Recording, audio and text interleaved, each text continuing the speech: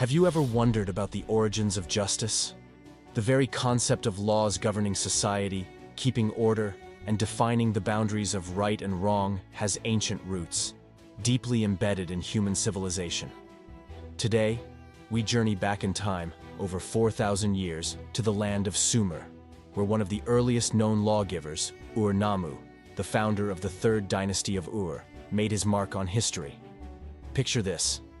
It's around 2112 BCE. The city of Ur, nestled in the fertile plains of Mesopotamia, is a bustling hub of culture, commerce, and innovation. This is a time when the world was just beginning to emerge from the shadows of prehistory into the light of civilization. And at the heart of this transformation was a man named Ur-Nammu. Ur-Nammu was not just any ruler. He was a visionary leader, a king whose reign would be remembered for millennia. As the founder of the Third Dynasty of Ur, Ur-Nammu inherited a city that was already ancient by his time. Yet, under his leadership, Ur would rise to unprecedented heights, becoming the capital of a vast and powerful empire that would dominate the region for over a century. But what truly sets Ur-Nammu apart from the many rulers who came before and after him is his enduring legacy as a lawgiver. While we often associate the earliest law codes with Hammurabi of Babylon, Ur-Nammu's code predates Hammurabi's by nearly 3 centuries. This makes it the oldest known surviving law code in the world, a remarkable achievement that highlights Ur-Nammu's forward-thinking approach to governance. So, what was Ur-Nammu's code, and why was it so important? Ur-Nammu's code was a set of laws inscribed on a clay tablet, written in the Sumerian language. Unlike modern legal systems, which are often complex and filled with legalese, Ur-Nammu's laws were straightforward and easy to understand. They dealt with various aspects of daily life, from property rights to family law, and even included provisions for fair trade and justice. One of the most striking aspects of Ur-Nammu's code is its emphasis on fairness and justice. For example, the code includes a law that fines a man if he injures another person, rather than resorting to the more brutal eye for an eye principle that would be common in later legal systems. This suggests that Ur-Nammu was not only interested in maintaining order, but also in promoting a sense of social responsibility and ethical behavior among his people. Ur-Nammu's laws were revolutionary for their time, not just because they were among the first written laws, but because they established a legal framework that emphasized fairness, equity, and the protection of the vulnerable. This was a significant departure from the more arbitrary and often harsh rulings that characterized earlier forms of justice. But Ur-Nammu's achievements didn't end with his law code. His reign marked a period of great prosperity and cultural flourishing in Ur. He initiated ambitious building projects, including the construction of the great Ziggurat of Ur, one of the most iconic monuments of ancient Mesopotamia. This massive temple complex, dedicated to the moon god Nanna, not only served as a religious center, but also as a symbol of Ur's wealth and power. The Ziggurat of Ur, with its towering height and imposing presence, was a testament to Ur-Nammu's ambition and the sophistication of Sumerian engineering. It was constructed using millions of mud bricks, and its design reflected the deep religious beliefs of the Sumerians, who saw their cities as earthly reflections of the divine order. The ziggurat was meant to bridge the gap between heaven and earth, a place where the gods could descend to commune with humanity. Ur-Nammu's reign was also marked by a strong centralized government, which allowed him to implement his policies effectively and maintain control over his vast empire. He established a bureaucracy that managed everything from tax collection to public works, ensuring that his empire ran smoothly and efficiently.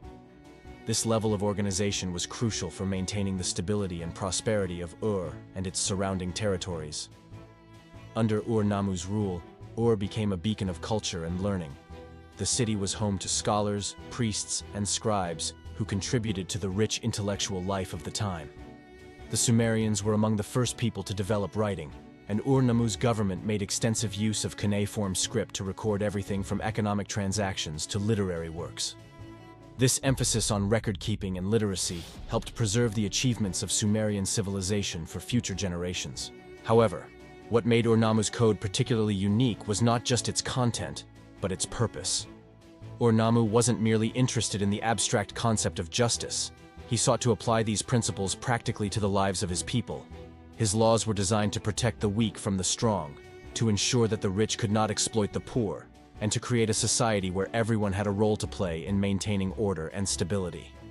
For instance, in addition to property rights and family law, Ur-Nammu's code included laws that dealt with issues such as temple service, ensuring that the religious institutions that were central to Sumerian life operated smoothly and justly. It also addressed issues of compensation for wrongdoings, which, rather than relying on retributive justice, sought to ensure that the injured party received fair recompense, thereby maintaining social harmony. Ur-Nammu's dedication to justice can be seen in the way he approached his kingship. Unlike many rulers of the time who saw themselves as absolute monarchs with divine right to rule, Ur-Nammu seemed to understand that his authority came with responsibilities to his people. This is reflected in his law code, where the king is portrayed not as a tyrant, but as a shepherd, guiding and protecting his flock. Ur-Nammu's legacy also extended beyond his law code and architectural achievements. He was a skilled military leader who successfully expanded his empire's territory, securing vital trade routes and ensuring the wealth of Ur. His military campaigns were not just about conquest, but also about securing the economic prosperity of his empire, which in turn allowed him to fund his extensive building projects and maintain his ambitious administrative reforms. Moreover, Ur-Nammu was known for his piety. He was deeply devoted to the gods of Sumer, particularly the moon god Nana, to whom the Ziggurat of Ur was dedicated. His reign was marked by a close relationship between the state and religion, with the king acting as the chief intermediary between the gods and the people. This connection was crucial for maintaining the social order, as the Sumerians believed that their society was a reflection of the divine order, and the king, as the god's representative on earth, was responsible for upholding this order. The legacy of Ur-Nammu and his dynasty endured long after his death around 2095 BCE. His son, Shulgi, succeeded him and continued to expand and consolidate the empire. Shulgi's reign is also remembered for its cultural and economic achievements, but it was Ur-Nammu who laid the foundation for these successes.